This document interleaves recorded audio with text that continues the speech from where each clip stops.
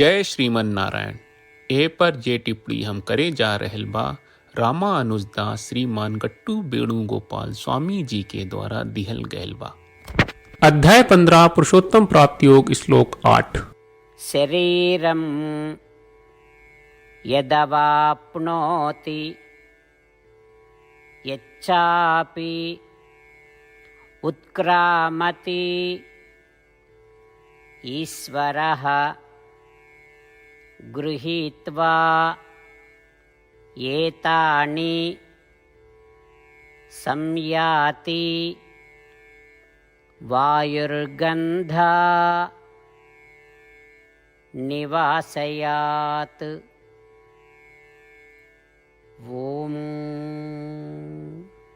गीताचार्य श्री कृष्ण परमात्मा अर्जुन समेत हमनी सबके पुरुषोत्तम प्राप्ति योग सिखा रहल बानी। परमात्मा कहत बाड़न की अर्जुन आत्मा शरीर और इंद्रियन खातिर शासक और देवता हवे। जब आत्मा एगो शरीर से निकल के दूसर शरीर में प्रवेश करेला ता आपन सगे मन इंद्री और 5 तत्व के सूक्ष्म पच के लेके जाले। जैसे हवा फूलन की सुगंध के एक जगह से दूसर जगह ले जाला, वही तरह से आत्मा एक शरीर से दूसर शरीर में चलत घरी जा पंच इंद्रियन और पंच तत्व के सूक्ष्म तत्व के ढोगले। ई कह के श्री कृष्ण परमात्मा बदावत बाड़न की जब हमनी के एगो शरीर से निकल के दूसरे शरीर में प्रवेश करनी जाता हमनी के अपन साथे का ले जानी जा। यही से हमनी के ई समझे के पड़ी जब हमनी के एगो शरीर से निकल कर दूसरा शरीर में प्रवेश करनी जा ता मन के सूक्ष्म पहलू इंद्रियन और पंच तत्व के साथे साथे अपन मन इंद्रियन और 5 के सूक्ष्म के माध्यम से जमा भयल चीजन के भी अपन साथे लेके चलनी जा। तत्वन के भी ई कहल गयल कर्म के सब संस्कार के ढोवेला। यही से हमनी के श्रीमन नारायण के पूजा के रूप में ई देह में आपन सब सदकर्म करे के चाहिए। हमनी के आपन जीवन के लक्ष्य श्रीमन नारायण के प्राप्त करे के चाहिए और कौनो दूसरा शरीर न धारण करे के लक्ष्य बनावे के चाहिए। श्रीमन नारायण के दिव्य धाम तक पहुँचे के प्रयास में हमनी के बस श्रीमन नारायण के शरण लेवे के चाहिए और इस श्री कृष्ण परमात्मा के वचन के श्लोक के रूप में दोहरावे के चाहिए। शरीरं यदवाप्नोति यच्चापि उत्क्रामतीश्वरः गृहीत्वा एतानि संयाति वायुर्गन्धा निवासयात्। श्रीमद् भगवत गीता का पूरा सार श्री कृष्ण परमात्मा ने अध्याय 18वें के श्लोक 65 से 70 में 8 काम करे खातिर दिले बाड़े।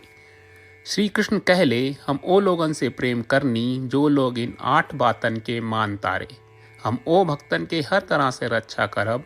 श्री कृष्ण परमात्मा के द्वारा बोलल गईल संपूर्ण भगवत गीता सुनला के बाद अर्जुन कहले करिष्ये वचनम त्वा, जेके मतलब बा कृष्ण मैं वही करब जौन आप कही। यही कारण बा श्री कृष्ण अर्जुन के हर तरह के सफलता आ विजय प्रदान करेले। आई परमात्मा के आपन व्रत देई कि हमनी के ये 8 गौ कर्म के पालन करी जा। ई वचन परमात्मा के देवे से बड़न कौनो पूजा तपस्या यज्ञ नहीं। हम 8 प्रण कहब जौन हमनी के करे के चाहिए। आप सब कृपया इन्हन के आपन दिमाग और दिल में सोची। श्री कृष्ण के आपन वचन देवे के ई तरीका में हमनी सबकी कल्पना करे के चाहिए कि श्री कृष्ण का चेहरा खुशी से चमकत बा और खुशी के एहसास करत बा। जय श्रीमन नारायण। यहाँ हमनी के 8 वादा बा। हमनी के पहला वादा, हे श्रीमन नारायण आपका निर्देश के मुताबिक हम हमेशा तोहार ध्यान करब और तोहार बारे में सोचब।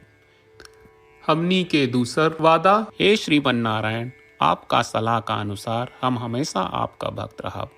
हमनी के तीसर वादा, हे श्रीमन नारायण हम आपन सब काम तोहरा सेवा के रूप में और तोहरा संतुष्टि खातिर करब।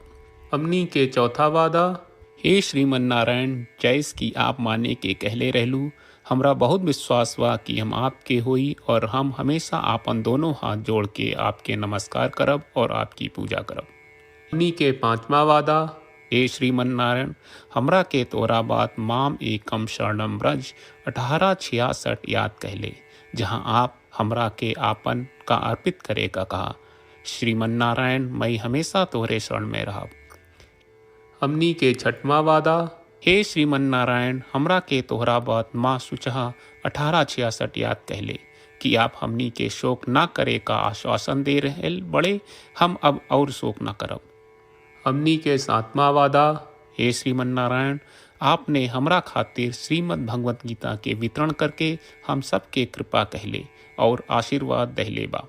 हम वादा करत बानी कि रोजाना कम से कम एक श्लोक पढ़ब या सुनब। हमनी के 8वां वादा। हे श्रीमन नारायण, आप गीता के पूरा मानवता तक ले गयलू। हम गीता में आपके दिव्य वचन के उन भक्तन तक पहुँचावे के प्रयास करब जे गीता से अपरिचित बा। हे श्रीमन नारायण, हम उई करब जौन तू करे का कहब। हम ऐसन व्यवहार करब जैसन आप चाहत बानी और हम खाली आपका खातिर काम करब।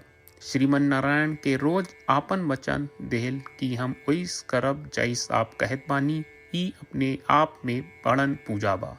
श्रीमन नारायण, करशे वचनम त्वा। श्रीमन नारायण, हम तोरे निर्देश के मुताबिक काम करब। सर्वम श्री कृष्ण अर्पणम अस्तु। जय श्रीमन नारायण। शरीरं यदवाप्नोति यच्चापि उत्क्रामति ईश्वरः गृहीत्वा एतानि संयाति वायुर्गन्धा निवासयात्। ओम। शरीरं यदवाप्नोति यच्चापि उत्क्रामतीश्वरः गृहीत्वा एतानि संयाति वायुर्गन्धा निवासयात्।